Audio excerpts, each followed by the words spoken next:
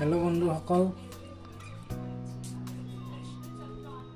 আজি আপোনালোকক এটি সৰু ট্ৰিক শিকাবলৈ চেষ্টা কৰিম আৰু সেই ট্ৰিকটো হ'ল নিজৰ লাকি নম্বৰ কেনেকৈ ওলাব পাৰি হিচাপ কৰি।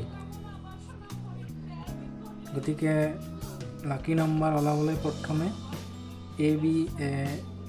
ABCD A to Z লিখি ল'ব লাগিব। ঠিক এই ফৰ্মেটত এৰ পৰা আই লৈকে এক লাইনত লিখি তাৰ পিছৰ পৰা পিছৰ লেটাৰবিলাক লিখি গ'লে হ'ল, যিখিনি দূৰলৈকে যায়। ইয়াত 9 লাইন থাকিব লাগিব। এতিয়া যাৰ লাকি নম্বৰটো ওলাব লাগে তাৰ নামটো লিখি ল'লে হ'ল। ইয়াত মোৰ নামটো লিখি লওঁ। এতিয়া মোৰ নামৰ প্ৰথম লেটাৰত আছে M, গতিকে M কিমান নম্বৰত আছে সেইটো চাব লাগিব। 4 নম্বৰত আছে, গতিকে ইয়াত 4। তাৰপিছত আমি যোগ দিব লাগিব। এই Oটো কিমান নম্বৰত আছে সেইটো 6 নম্বৰত যোগ দি ইয়াত লিখিব লাগিব 6।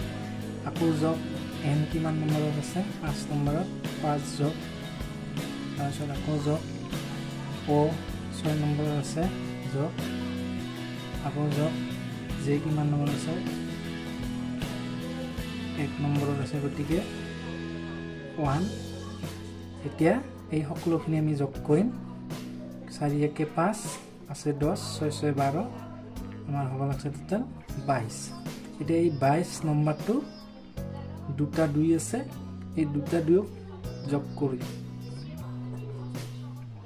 2 2 4, গতিকে মোৰ লাকি নম্বৰ হ'ব লাগছে 4।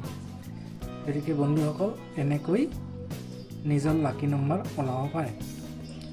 গতিকে আপোনালোকে যদি বুজি পাইছে নিশ্চয় ওলাব পাৰিব তেনেকৈ এই ট্ৰিক ব্যৱহাৰ কৰি।